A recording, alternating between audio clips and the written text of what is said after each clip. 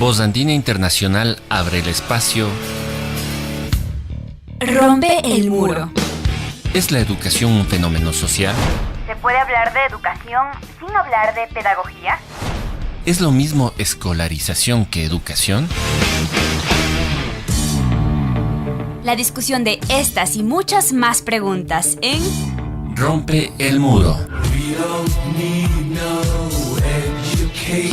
Un programa para docentes, estudiantes y para todos aquellos interesados en la educación. Porque es necesario romper el muro de la educación tradicional. El muro de la educación que reproduce el sistema. Porque los docentes, los estudiantes y las personas son mucho más que otro ladrillo en el muro.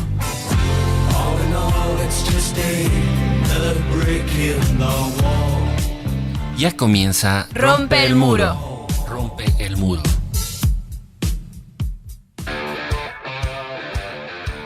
Buenas noches, queridos oyentes, queridos radioescuchas de Rompe el Muro, el programa educativo de Radio Voz Andina Internacional. Es un gusto, como cada jueves, estar con ustedes a las 19:30 en estos diálogos sobre la educación.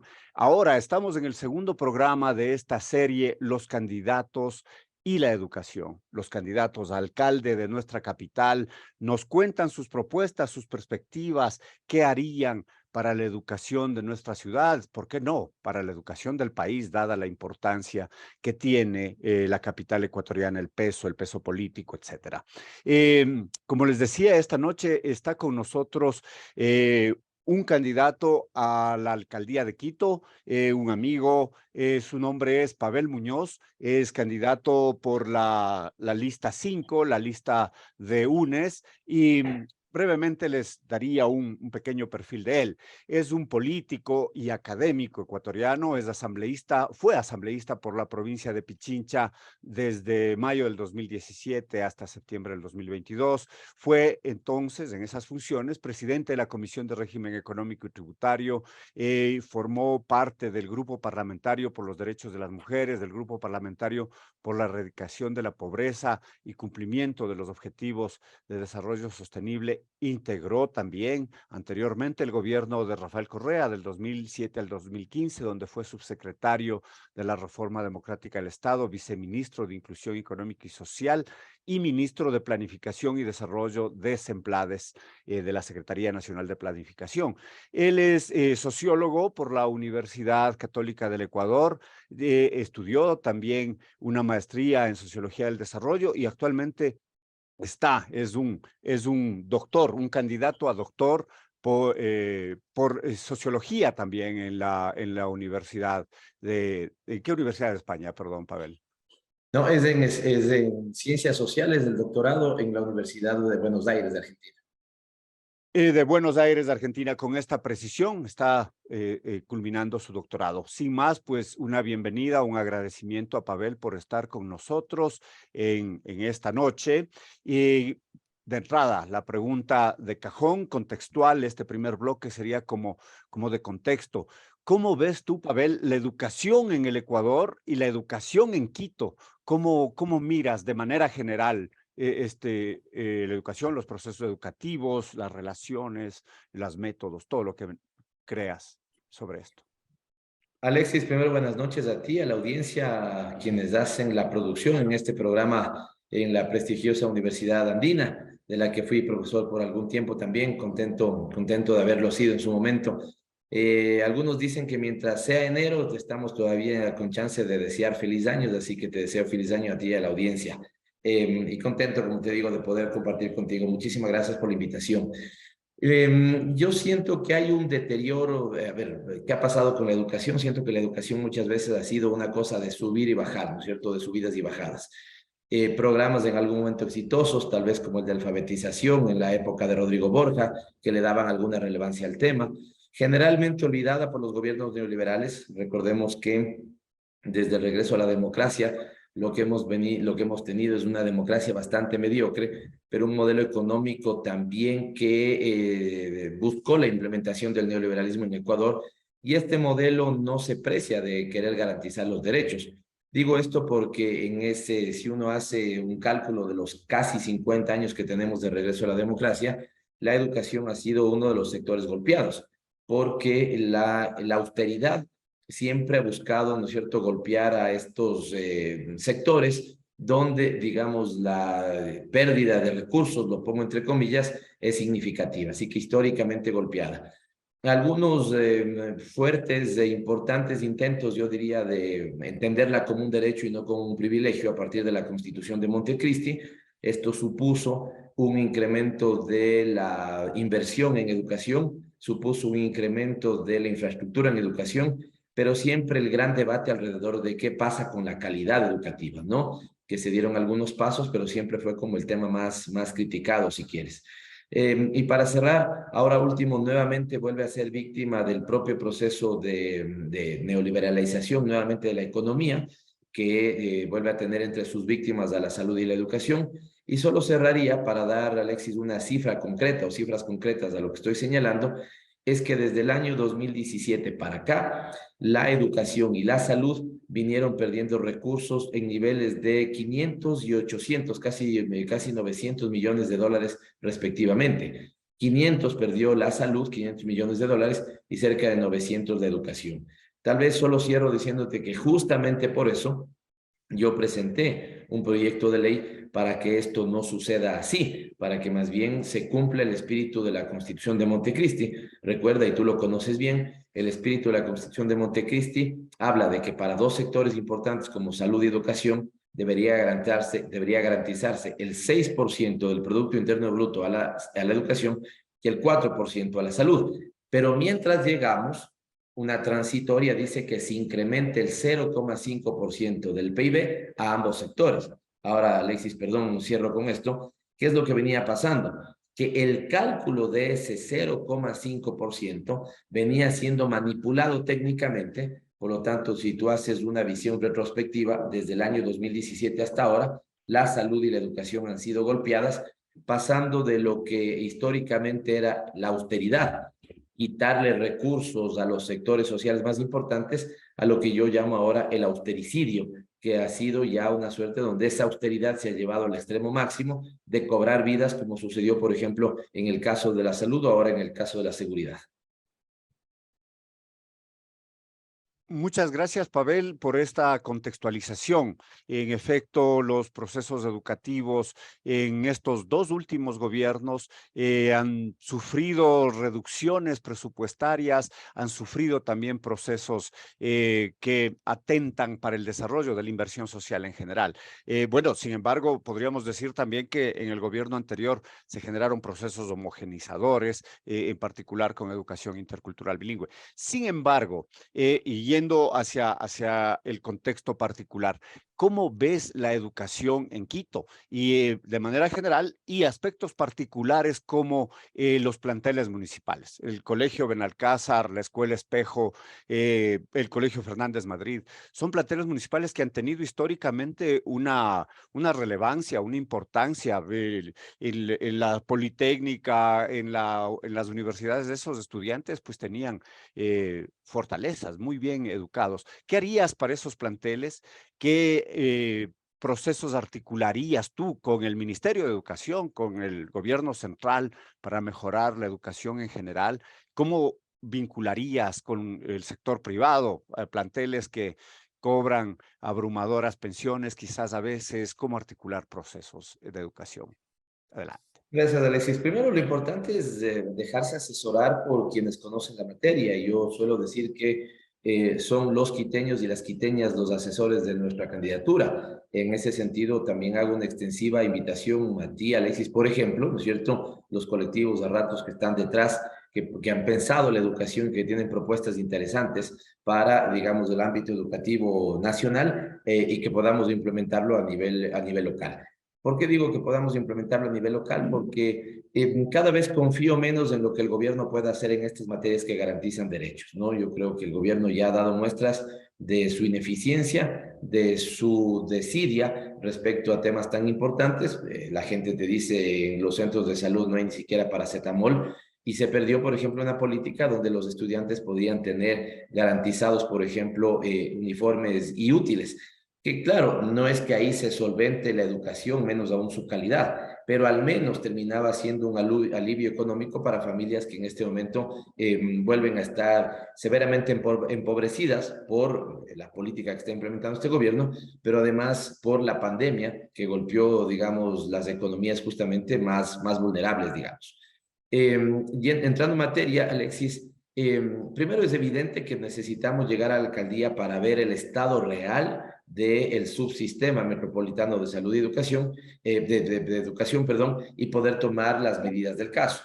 Pero inicialmente te plantearía lo siguiente. Primero, tenemos una pérdida en estudiantes, sobre todo aquellos que están en la escuela y en el colegio, ¿cierto? La educación básica y secundaria, porque los datos nos muestran que para el año 2020-2021 en Quito habían 620,000 estudiantes. Este dato proviene del archivo de maestros de instituciones educativas que mantiene el Ministerio de Educación. Al año anterior tuvimos 603,000, es decir, de 620,000 a 603,000. Aparentemente habríamos tenido una pérdida de matrícula en estudiantes de, digamos, aquí en el Distrito Metropolitano de Quito. Habría que indagar a qué se debe. Recordemos, Alexis, tú debes estar más claro en esa noticia, que se habló, por ejemplo, que al inicio del ciclo Sierra, que en este momento decurre, ya había también un golpe en la matrícula de 60,000 chicos, un poco más, que no lograron matricularse. Entonces, ahí yo creo que hay un tema a analizar, ¿no es cierto? Aumentar la matrícula o que no haya niños que estén desertando del sistema educativo. Me parece que ese es un gran reto. Segundo, de esos más de 600,000 estudiantes que están en el Distrito Metropolitano, solamente el 4% son los que están conectados con las instituciones educativas del municipio de Quito. Pero bien lo dices tú, con importante calidad en esas instituciones educativas, ¿no? No sé si tú eras del Colegio Benalcázar, pero la famosa educación del Colegio Benalcázar, de la Escuela Espejo, ¿no es cierto?, de cuadros que tenían, digamos, importante participación en la educación superior, bien lo dices tú, ¿no?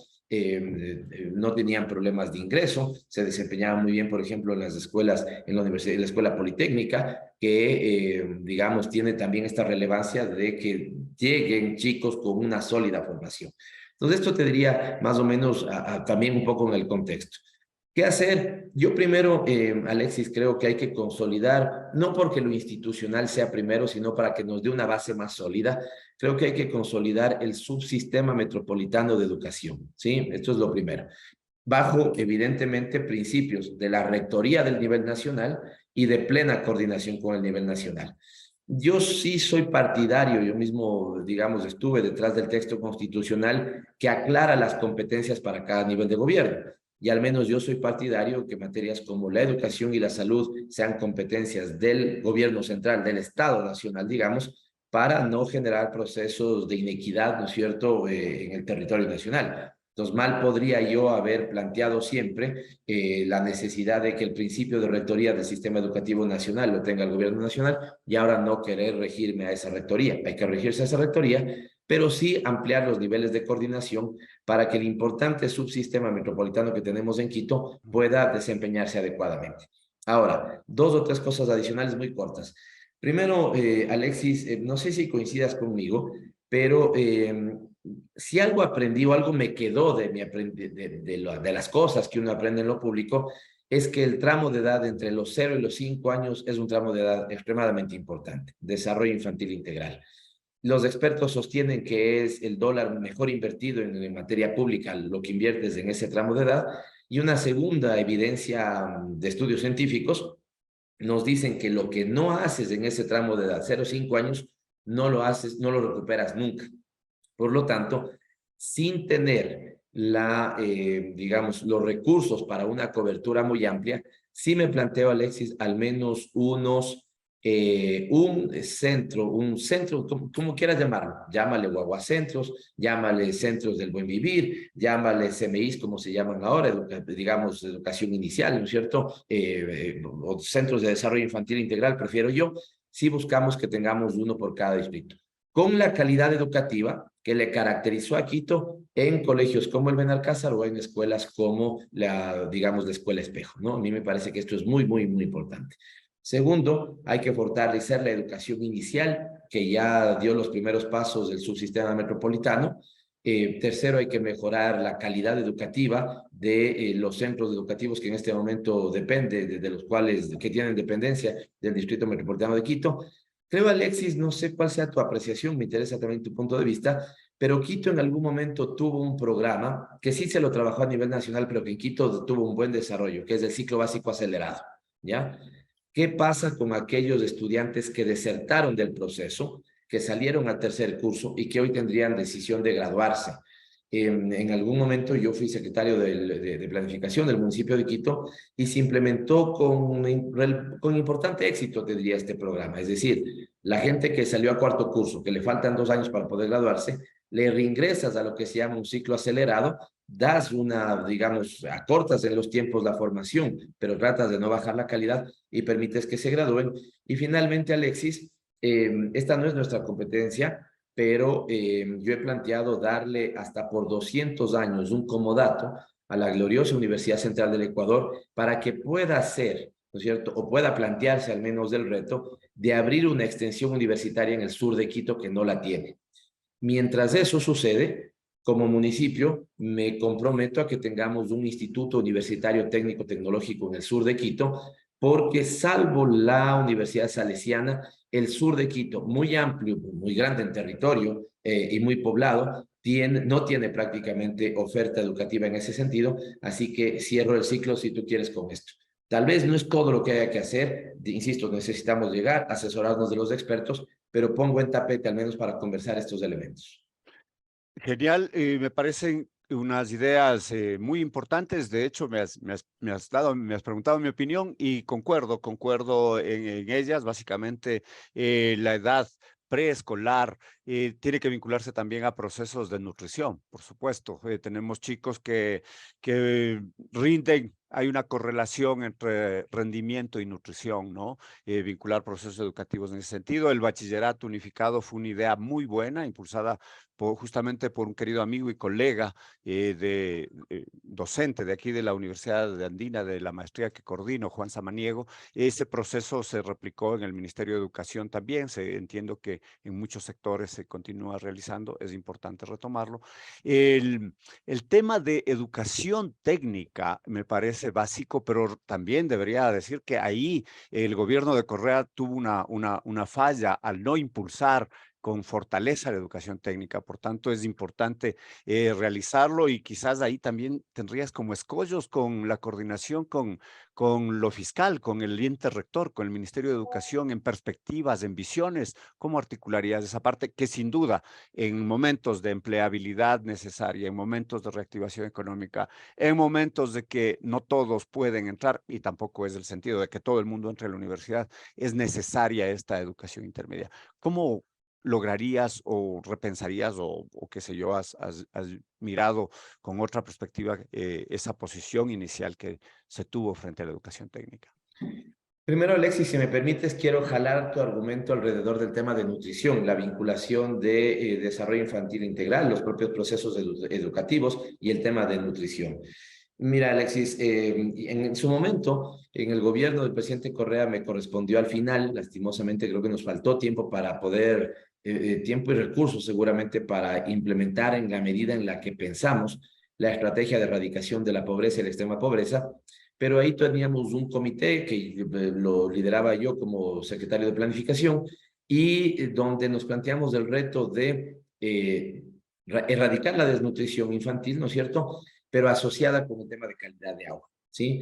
Lo que nos dimos cuenta en un momento, además por análisis técnicos, es que lo que tú podías invertir en materia de mejora de la nutrición terminaba yéndose al tacho de la basura por falta de calidad de agua falta de agua y agua, ¿no es cierto?, sin calidad, ¿no es cierto?, no consumible. Porque los mayores problemas que tenían de desnutrición los niños venían de la calidad de agua que estaban consumiendo. ¿Por qué pongo este tema, Alexis? Alguien podría decir, bueno, se está desviando del tema que toparon o del tema que están tratando, porque yo creo, Alexis, que Quito dejó de ser hace no sé cuánto tiempo, pero dejó de ser esa ciudad que nos daba orgullo por la alta cobertura de agua potable y alcantarillado. Recuerda que decíamos, nos comparábamos con Guayaquil, le decía, en Quito tienes niveles que superan el 90% de cobertura de agua potable y alcantarillada. Hoy no, Alexis. Hoy los barrios registrados en Quito son 1.300, pero nadie tiene el dato exacto de cuáles son los barrios no regularizados. Hablan de más de 400, se habla de más de 400. Pero estos barrios no regularizados, Alexis, están escondiendo una grave carencia de servicios básicos, entre ellos el agua potable. Porque mientras no estés regularizado, el municipio te dice, como usted no está regularizado, no le puedo dar ni agua potable, ni alcantarillado, ni adoquinado, ni veredas, ni bordillos. Básicamente te dejan, digamos, en una carencia absoluta de servicios fundamentales. Señalo esto porque si nos planteamos el reto de que el desarrollo infantil integral sea un elemento para que funcione bien, para que despegue, tenemos que haber combatido la desnutrición, entonces es importante que nos planteemos el reto del agua y el agua de calidad, ¿sí? No quería dejar suelto ese elemento porque es fundamental. Nutrición, estimulación temprana, qué sé yo, adecuados procesos pedagógicos son fundamentales, y entonces yo sí me planteo que Quito tenga una excelente educación, digamos, educación inicial y además desarrollo infantil entre los 0 y los 5 años, y entonces para mí me parece que es un tema importante. El segundo, el tema de la educación técnica. El segundo, yo también quiero reconocer que bueno que lo has hecho, me das paso a mí también a que lo pueda hacer, lo que Juan Samaniego hizo en la Secretaría de Educación del municipio de Quito, donde fue justamente ese ciclo acelerado. Yo creo que hay que desempolvar y reimpulsar ese proceso. Y finalmente, la educación técnica y tecnológica.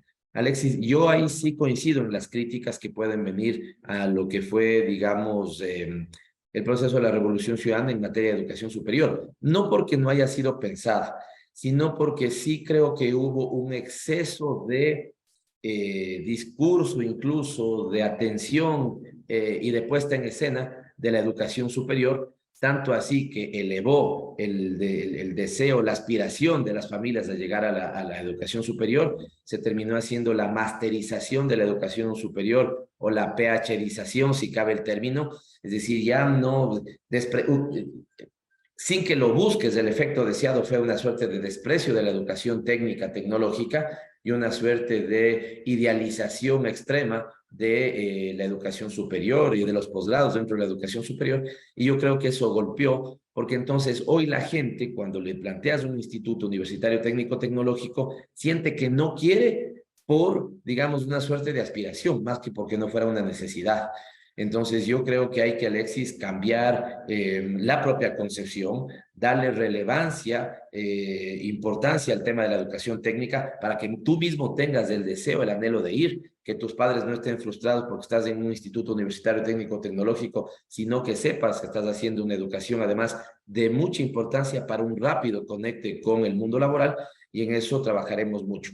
Y finalmente, como bien lo decías, digamos, coincidíamos en esto, sí la rectoría, sí la coordinación, pero también mucho énfasis. Si el gobierno no atiende las necesidades y no busca coordinar adecuadamente con nosotros, bueno, impondremos nuestra visión, al menos en el subsistema metropolitano que le corresponde al municipio de Quito.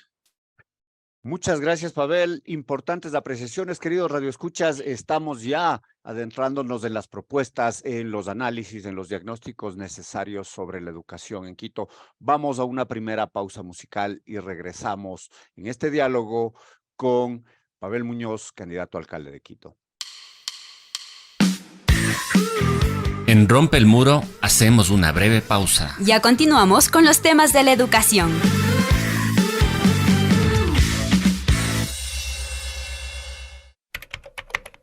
Juntos, en cualquier momento. Ingresa a nuestro portal www.vozandina.uasb.edu.es. En contacto siempre. Regresamos en Rompe el Muro, el programa educativo de los jueves por Radio Voz Andina Internacional, conversando con los candidatos a alcalde y la educación, un diálogo ahora con el amigo, con el docente, con el político Pavel Muñoz. Ya comenzaste, querido Pavel, articulando procesos sobre esto, sobre los problemas acuciantes y sobre las soluciones. Dentro de lo que te has referido, quizás, o si quieres comenzar por más problemas acuciantes que hay que solucionar, o quizás en otras propuestas que serían relativas a la educación más allá de la escuela. Es decir, la educación no se reduce a la escuela, ni a los planteles, ni al ministerio. Hay temas educativos profundos vinculados con otros sectores y que necesitan potenciarse también.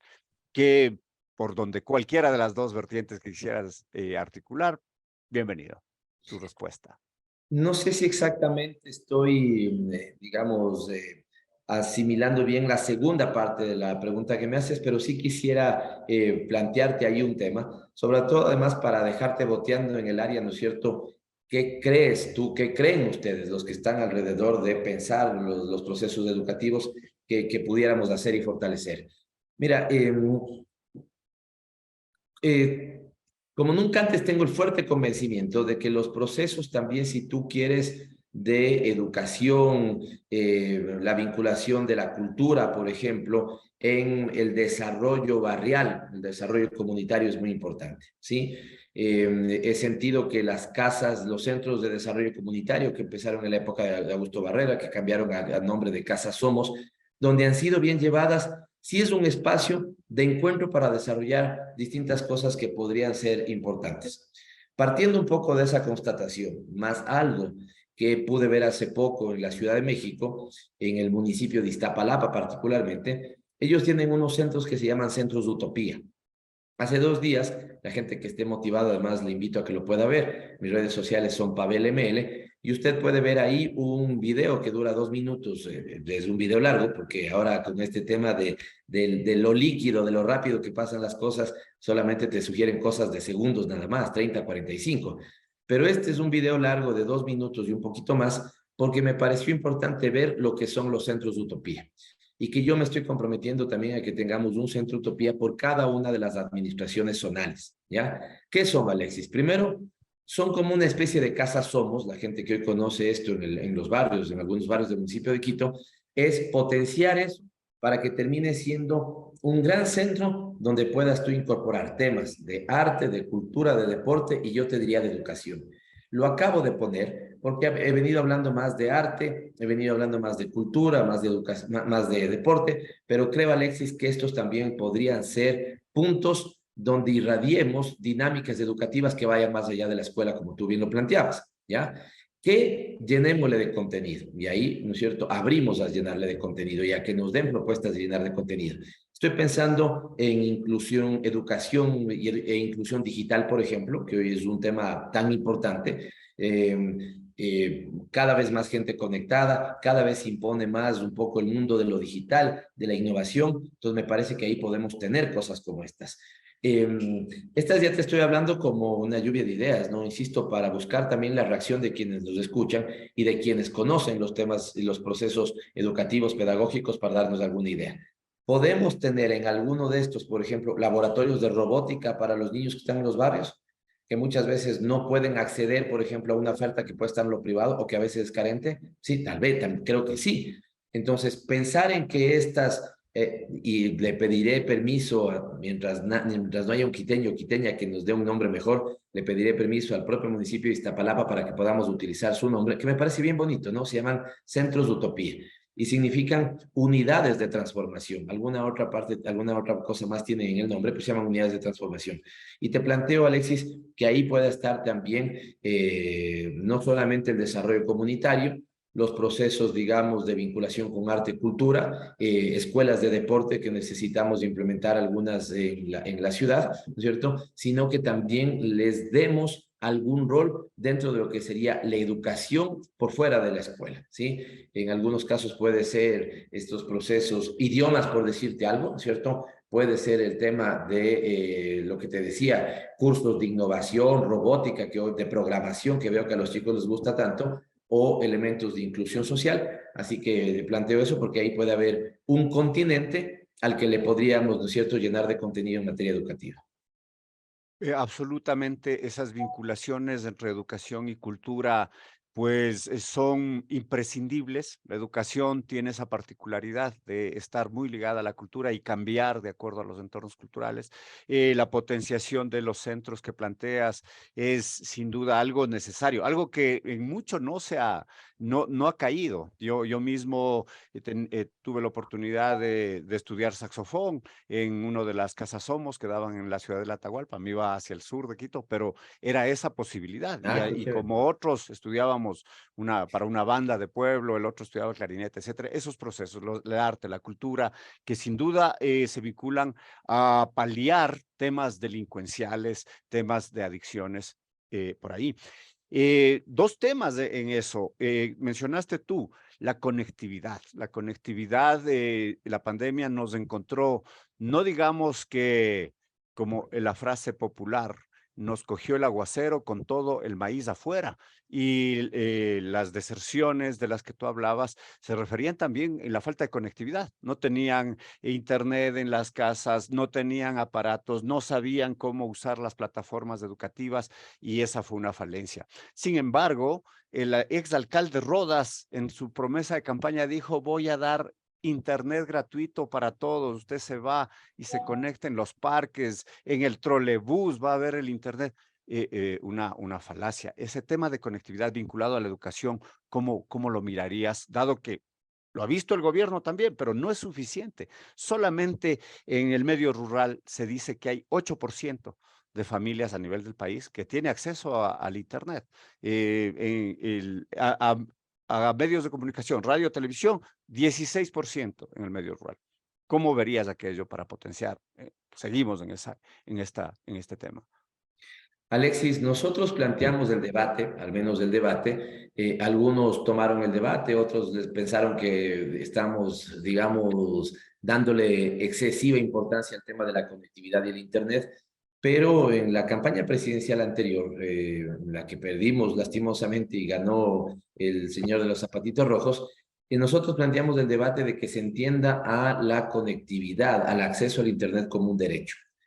Y es que hoy, Alexis, con cada vez más fuerza, nos puede gustar o no nos puede gustar. Yo todavía soy, te digo, qué sé yo, para mí ponme a leer un libro con páginas, toparle al libro, ¿no es cierto? Pero hoy puedes leer mucho en tablets o lo que fuera. Cada vez se impone más, digamos, las herramientas donde la conexión a Internet es un elemento fundamental, donde la conectividad es un elemento fundamental. Por eso lo planteábamos y lo entendíamos como un derecho.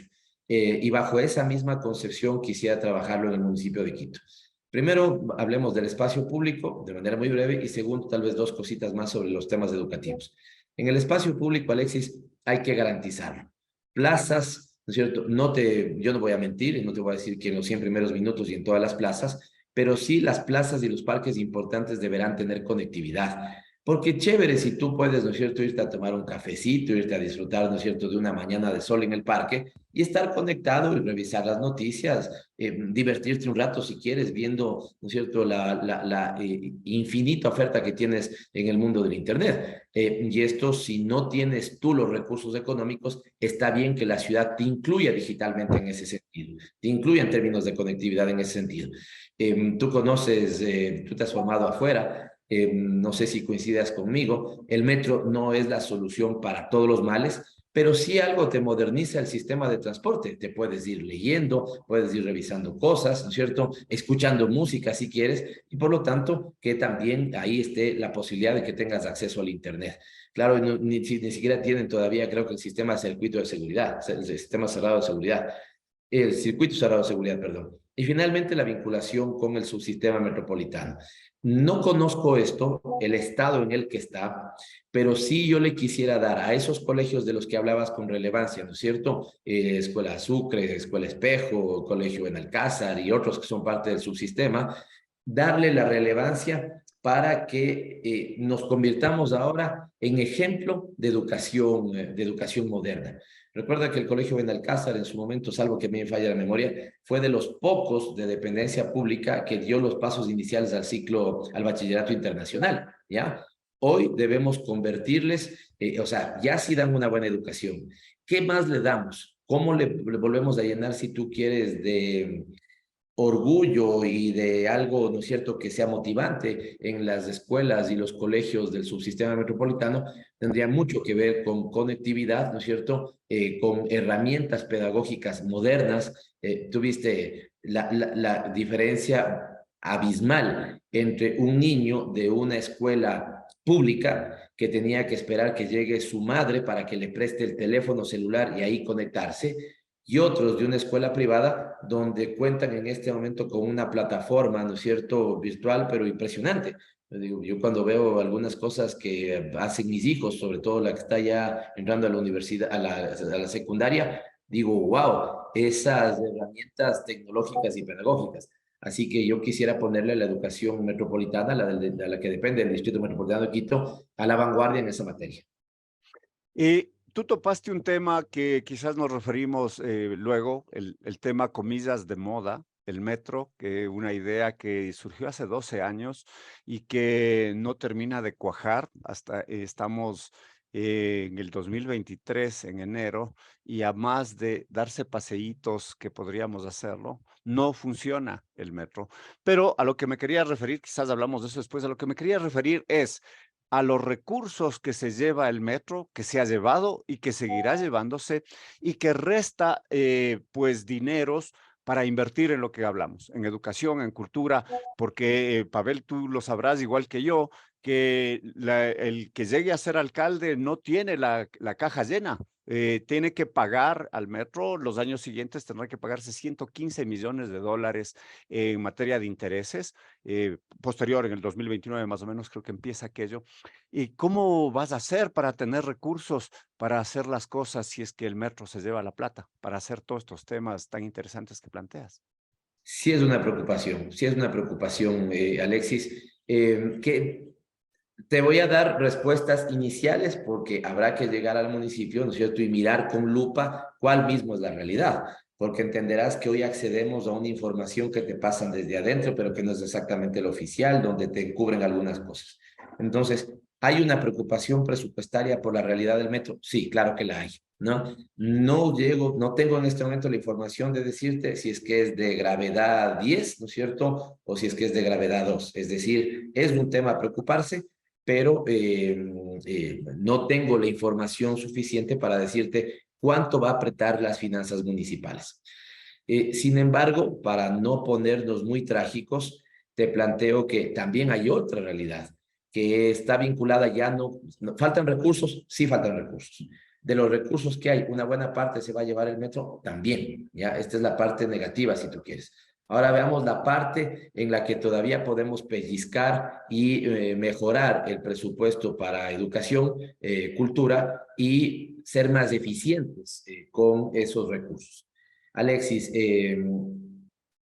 le podemos poner cifra en este momento a la inoperancia municipal. Desde mi punto de vista, la inoperancia municipal de hoy nos cuesta a los quiteños y quiteñas 500 millones de dólares. Más o menos es 1.500 millones del presupuesto de todo el municipio, entre la administración central y las empresas municipales, las empresas metropolitanas. De esos 1.500, Alexis, 500 millones de dólares no fueron ejecutados. Es decir, tú apuntas un tema central, faltan recursos, cierto, pero los que hay, los pocos que hay, ni siquiera ejecutan. Dato oficial que tengo, Alexis, que no sé si tú lo tenías, al menos del año 2022. El presupuesto de la Secretaría de Educación, Recreación y Deporte del municipio del Distrito Metropolitano de Quito fue de 44 millones, 44.7 millones. ¿Ya? El nivel de ejecución, el nivel de subejecución, Alexis, 44%. Es decir, lo poco que tienen, no ejecutan más de la mitad, ¿sí? O prácticamente no ejecutan la mitad. Entonces, también ahí buscaremos optimizar esos recursos para que podamos tener aliciente, digamos, para que podamos mejorar la ejecución presupuestaria y hacer parte de lo que estamos diciendo. Tú señalaste algo al inicio, Alexis, que yo al menos quisiera tenerlo en la mesa para analizar qué tipo de relación se podría tener, donde el municipio no pierda en lo absoluto el principio de lo público y de la autoridad pública, pero eventualmente haga convenios con los sectores privados para disminuir, ¿no es cierto?, esa carga presupuestaria. Pueden colaborarnos con algo en la conectividad que decíamos en plazas, pueden colaborarnos con algo en, digamos, las mejoras tecnológicas en algunas dependencias educativas. Yo no necesariamente soy partidario de esto cuando hay un derecho, el Estado no tiene, el Estado y el Estado también es del municipio, no tiene que escatimar esfuerzos, evidentemente hasta donde te den las sábanas, pero no tiene que escatimar esfuerzos en garantizar esos derechos. Pero si en algún momento podemos encontrar algún punto de relación virtuosa con la inversión privada para buscar para disminuir la carga presupuestaria sobre lo que queremos hacer, podríamos pensarlo, ¿no? Ya te hablo el Internet de las plazas, digamos, algunas herramientas tecnológicas que potencien una educación más moderna, más adaptada a los tiempos en el subsistema metropolitano, lo pondría yo en el tapete al menos. Estamos, queridos radioescuchas, con Pavel Muñoz conversando sobre los temas de la educación y las propuestas que él tiene para la alcaldía de Quito de resultar electo. Sí, anotaba precisamente, Pavel, estos aspectos. Vamos a una segunda pausa musical, a una segunda canción y volvemos para conversar de temas que se vinculan a otras propuestas de Pavel como candidato, porque la educación no es una isla, la educación está vinculada a producción, está vinculada a seguridad. Los chicos de la universidad salen y son asaltados y les roban sus mochilas, sus laptops y sus celulares porque no hay seguridad cerca de los planteles. Los chicos acaban la educación y no tienen un mercado de trabajo donde poner sus conocimientos, pasan a ser lo que se llamaría el ejército industrial de reserva, desempleados a salarios básicos con titulaciones altas. Pero eso lo veremos en un momento en este diálogo con Pavel Muñoz.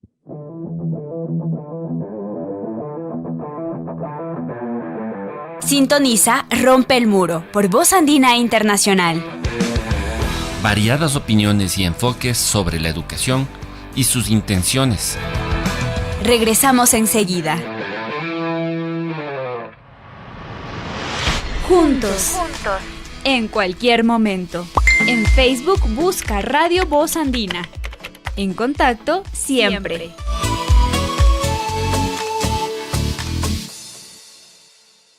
Estamos de vuelta, queridos radioescuchas, arribando al tercer bloque en Rompe el Muro, el programa educativo de Radio Voz Andina Internacional. Conversamos con el sociólogo, el amigo, el candidato a doctor Pavel Muñoz, candidato a la alcaldía de Quito también. Y pues hablábamos de esos temas necesarios, seguridad para la educación, pero seguridad para toda la ciudadanía. Son otros temas, hablabas tú un poco de movilidad, otros temas es la economía. ¿Cómo miras brevemente estos, quizás girando desde la educación, pero obviamente desde la perspectiva más amplia? Alexis, vamos por el tema de seguridad primero, si te parece.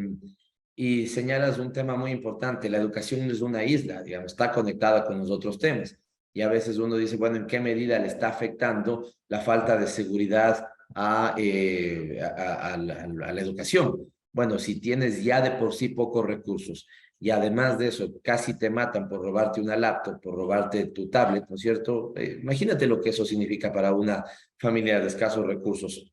Habrá algunos que ni siquiera se topan con la realidad, pero otros que pudieron hacer el esfuerzo de la vida para que se compre, para tener una computadora, ¿no es cierto?, una portátil, y que el hijo pueda estar conectado, digamos, con la educación, distraerse también, y te roben, el golpe que supone eso.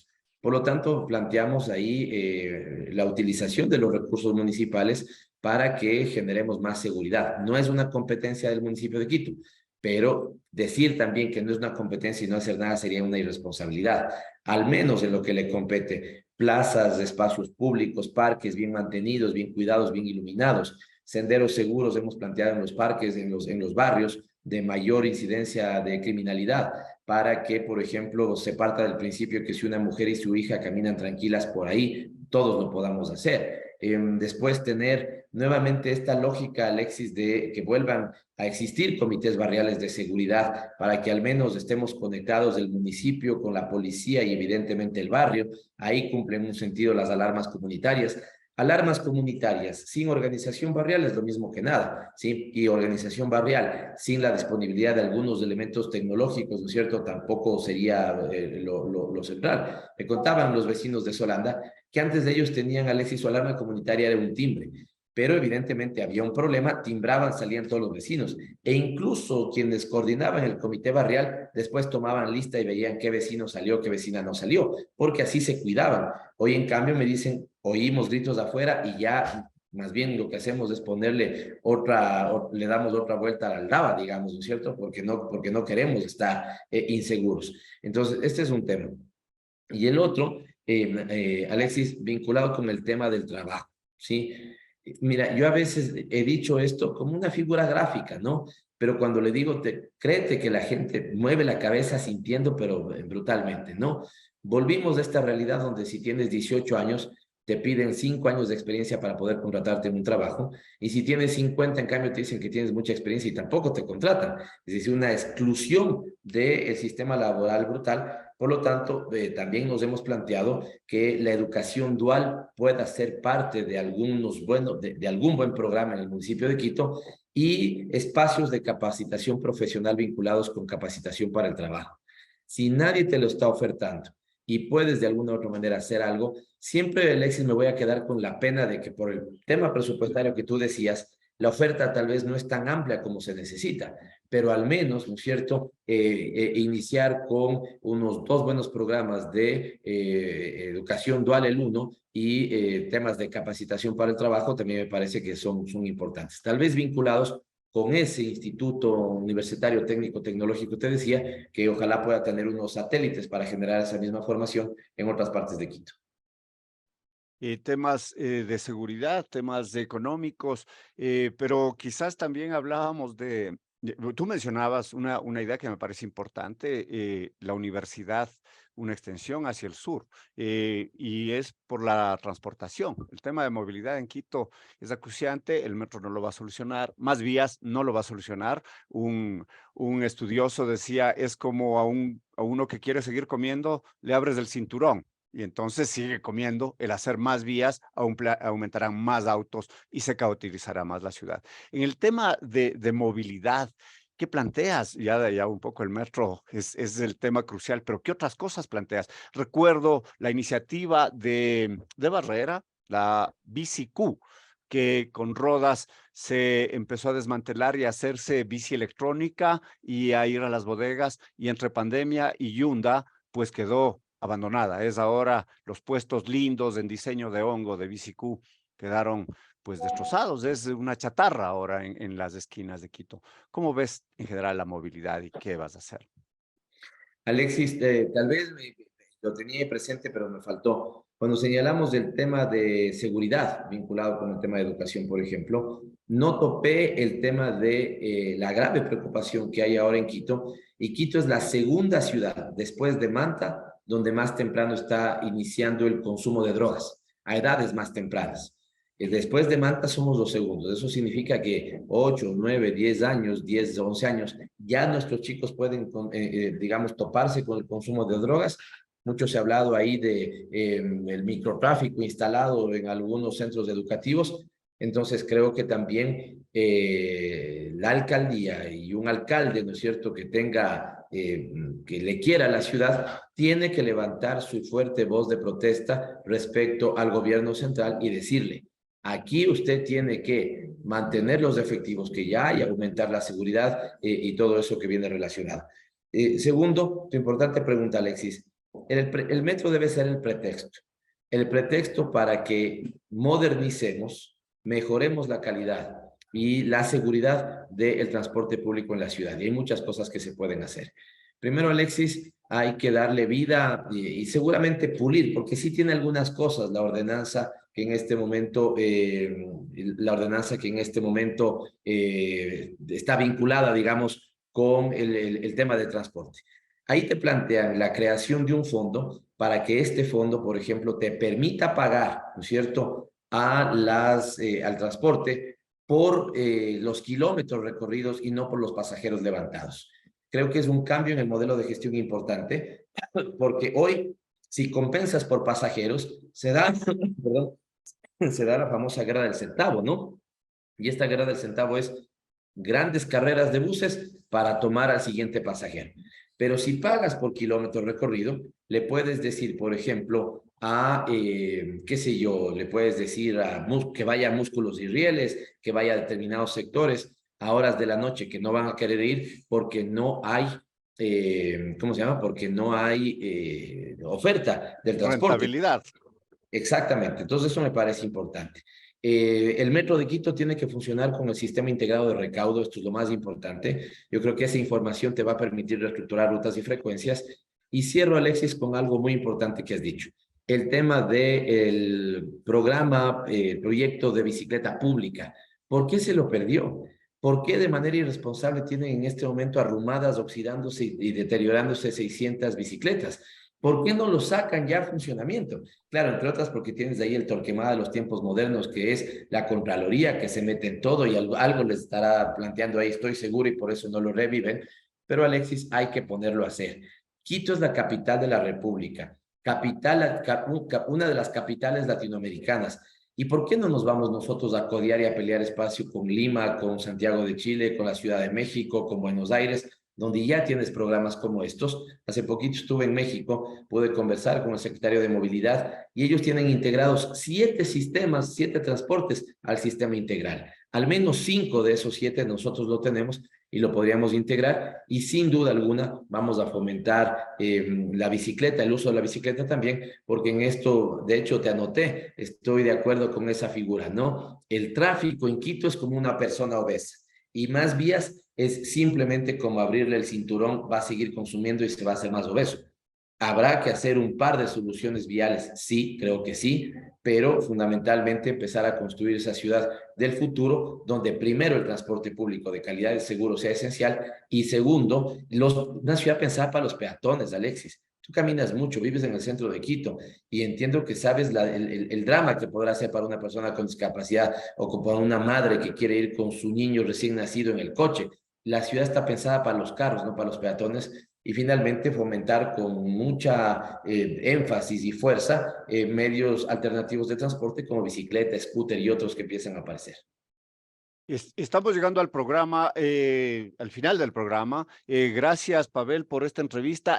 Tus palabras finales para nuestros radioescuchas y por qué votar por Pavel Muñoz. ¿Por qué votar por él? ¿Qué ese perfil de planificador, ese perfil de articulador académico, articulador de procesos, de propuestas previos, por qué debería el quiteño darte el voto? Gracias, Alexis, primero por la invitación, por el programa. Chévere conversar contigo, deseoso de escuchar también lo que la gente, tú, la universidad, tengan que decirnos en Ideas para la Ciudad. Creo que apuntas a algunos elementos de por qué somos la mejor opción para Quito, y me refiero al equipo de trabajo. Primero, decirles que con la confianza del pueblo quiteño no elegirán a un mago, no me elegirán a mí como un mago con una varita mágica que solucione todos los problemas. Juntos trabajaremos por la solución de sus problemas. Y Quito me parece que necesita en este momento 2 premisas que tengo la capacidad para llevarlas adelante, Alexis. La primera premisa es que necesitamos solucionar los problemas inmediatos de la ciudad, pero al mismo tiempo darle una proyección al mediano y largo plazo a esta ciudad. Queremos ser potencia educativa, queremos ser potencia turística, queremos ser capital de inversiones. Ok, hay que sentar las bases del día de hoy para que en los próximos 5, 6, 8, 10 años estemos cosechando esos frutos y seamos una potencia en cualquiera de estas áreas que nos hayamos planteado. Segundo, Quito, además, con el tema de las universidades de educación, Alexis, tenemos todo para ser, digamos, una potencia en materia de conocimiento, si tú quieres, ¿no es cierto? Educación, conocimiento, como quieras llamarse. Y la segunda premisa, Alexis, es que necesitamos llegar con la inversión y las obras a los barrios más empobrecidos. Quito ha crecido de manera impresionante. Algunos dicen que Quito crece al nivel de un Otavalo por año, es decir, la misma cantidad de población que tiene la ciudad de Otavalo, Quito crece en un año.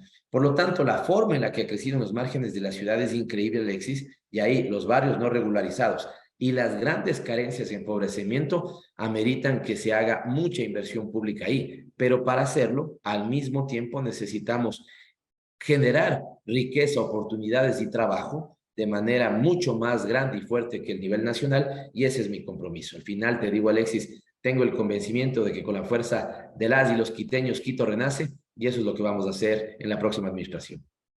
Muchas gracias a Pavel Muñoz, gracias por su tiempo en una agenda ocupada de campaña. Un fuerte abrazo. Gracias a todos ustedes, mis queridos radioescuchas que nos siguen en Rompe el Muro los jueves a las 19:30. Gracias a Tito Chela que está con nosotros. Soy Alexis Oviedo. Salud y alegría. Un gran abrazo para todos. Nos vemos la siguiente semana en otro diálogo con la educación. Buenas noches.